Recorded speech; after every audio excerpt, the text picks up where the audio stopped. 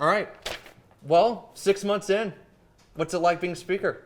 You know, it's a very big honor, but the one thing I want to look at, we've been 6 months, so if you really looked at, someone did an analysis of this Congress versus the last Congress. And the last Congress, the Democrats controlled the House, the Senate, and the presidency, but this Congress actually has produced more bills, more to become law, which makes it more difficult. But the bigger things we also changed is we opened the House back up. Members now have to come to work. Bills have to go through committee.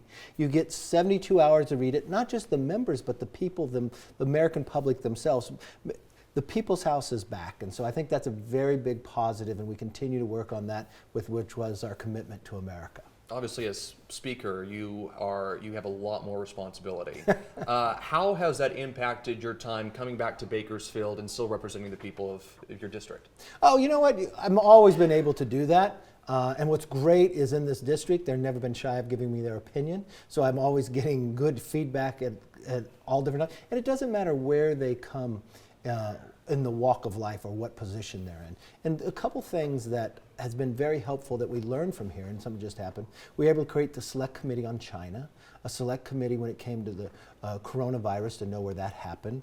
We created one on the weaponization of government ahead of time, and we're learning what's happened now with Twitter and Facebook with government coming in.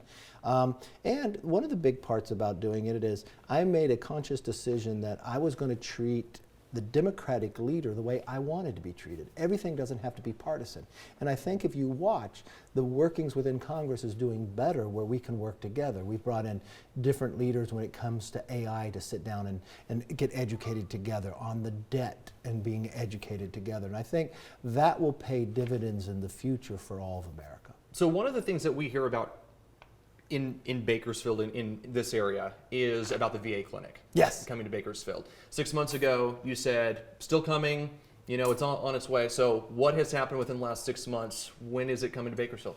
That's great, and this is something that I've worked on for a long time, and it's frustrating to why we haven't had the new C block done. I mean, one of the reasons, first off, we were about to do it and they were studying it, but high-speed rail was coming through, so that had to be paused. And then after high-speed rail was finally finalized their track, the location was selected, we were ready to do a groundbreaking, but then it got sued for the location. But this is what's so damaging about it. You know who sued? The current owner of the recent VA clinic, because he did not win. And in doing so, he's delayed a new clinic from being built. But this is a thing the American public doesn't understand, and I introduced legislation to change it. He gets a bonus, because now he gets paid by a higher rate every single month. A new clinic doesn't get built for the veterans. And we need a new facility because we have more veterans, we have more women who are veterans, we have more mental health issues. And so now the selection has been there again, but again, the current landlord has appealed it. So we've gone through all the extra roadblocks for the VA. The city has now had to go through other extra roadblocks, but I put in legislation to not allow an individual to get rewarded for delaying a new veterans clinic and getting more money at the same time. So I've worked with the VA. I think we're going to see an announcement here shortly. So, timeline, what is this looking like? Because a lot of people, again, back in January, you said it's almost here. Yeah. Look, the real challenge that we have here, the VA has signed off. The city has some environmental things that they had to cross because we continue to get sued and appealed by the current owner who gets rewarded every time it gets delayed. And so once we go through the legal roadblocks, it's going to go. So I believe, I'm being told by the attorneys it would happen within the next 6 months. So just last week, the Russian government extended the detention of Travis Leak. Obviously, the Bakersfield man, West High graduate, he is in Russia, held in a Moscow jail. What's the latest on that? Are you working with the State Department? Are you working with President Biden to get him home? Yes, we've talked to the State Department many times, but I work with the White House. I've actually talked to the White House today about some other issues at the same time. I don't bring out certain things because there are works behind the scenes. I want to make sure that happened. We had been successful before getting an individual back that grew up in Tehachapi home. We want to be able to do the same thing here, but I would warn any American about being in Russia, because you will be attained not for any legal purposes, but simply to be held as a hostage in the same situation. And a lot of Americans noticed a dip in their 401ks last week when Fitch downgraded our country's credit credit rating. And they cited, quote, erosion of governance, based in part to brinkmanship during the debt ceiling dispute. So, Speaker, is Congress broken? No, Congress is not broken, and Congress should debate issues. And one of the reasons I brought up a lot of issues is when the Democrats added $6 trillion, they brought us inflation. I'm really concerned about our debt. It's something that I've continued to campaign on to try to. I'm proud of the fact that this is the first Congress to be able to cut $2.1 trillion. We were able, for the first time, what is called a rescission. We brought more money back that's already been appropriated than all the history of America combined. That COVID billions that had been appropriated, but now the pandemic's over, not used, bring it back. We were able, for the first time, to change permitting reform. NEPA, we haven't done anything on NEPA in 40 years, led us to build again. But that's just a small roadblock because in dealing in the debt ceiling, the president would only let me look at 11% of the budget. We really need to do something because we've never had this much debt to GDP since World War II. But we're bringing in more money than any given time. Because if you look at a 50-year average of how much government brings into GDP, it's usually about 17.1%. When we started the debt ceiling, it was at 20%. Only 2 other times in American history have we ever brought this higher percentage in 1944 and 2000. But this is the real problem, the spending. Normally we spend 21% of GDP, but under the Democrats' control, they moved it up to 24.5. So you're spending well more than you have. So it's been a warning sign I've been talking about for some time, trying to bring that back, and we're walking through the approach process, trying to save us more money at the same time. But when people wonder, is Congress broken? What's going on with our government? You're a leader up there, so how much responsibility do you bear? Well, I have a lot, but you know what I love about it? Look what we've been able to do since I become leader. Make members show up. Bills actually go through committee.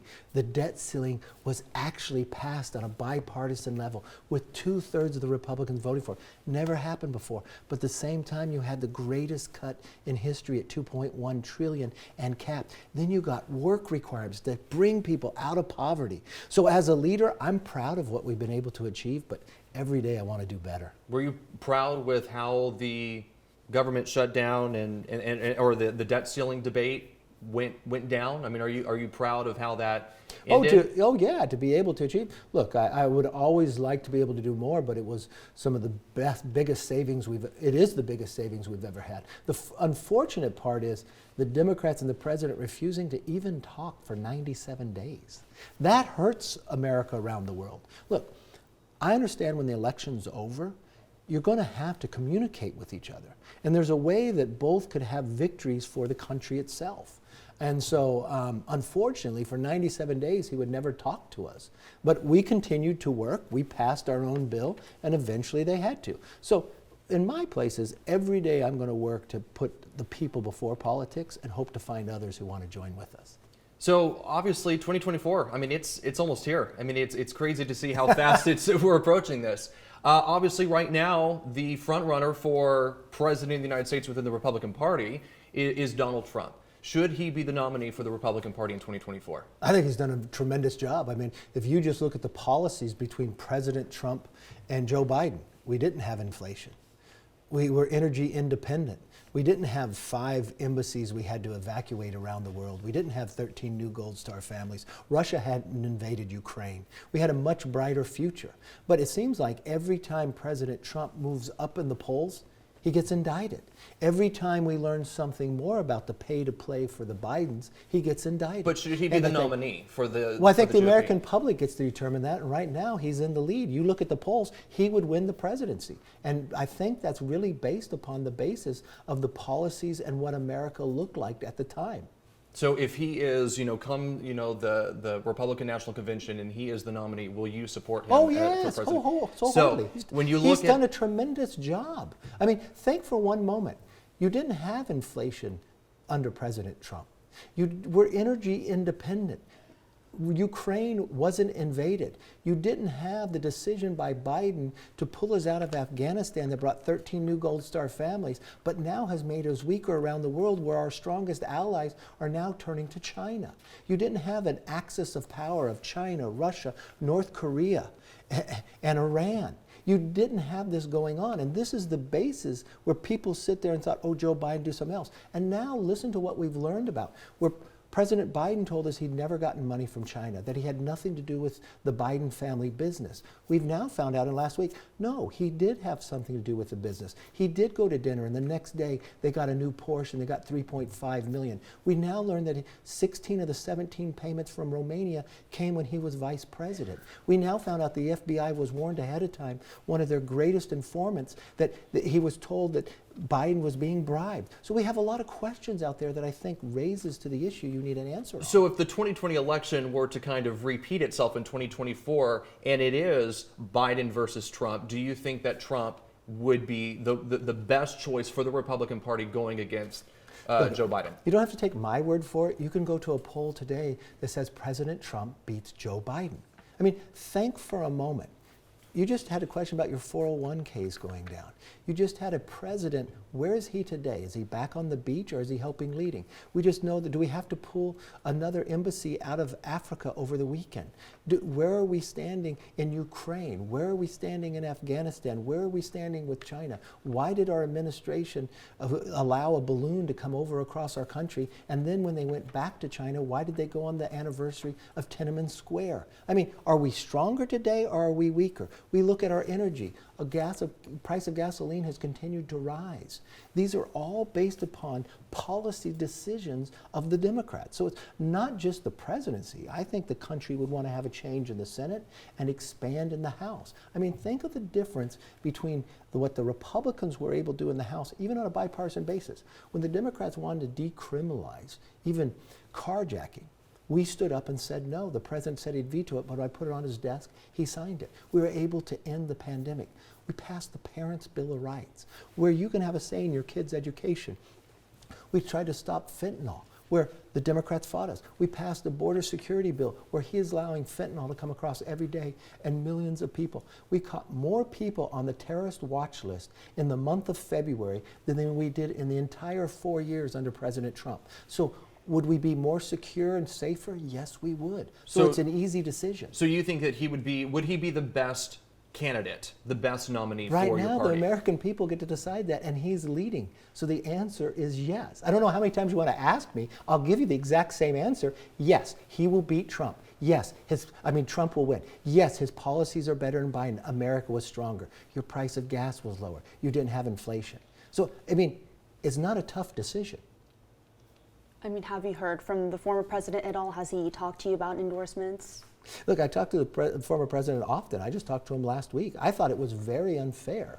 I called him up and said, I'm sorry, because every time we find something else about the pay to play for Biden, he gets indicted about something else.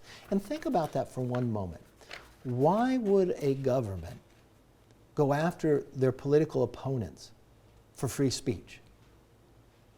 If they'll go after them, that means go after all. Think about what we've learned about what this administration has done before.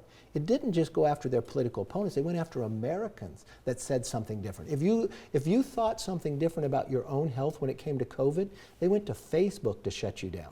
When you would say something different, and it's not just a few people in politics, a few congressional members, it's Americans, thousands of them, shut you down on Twitter.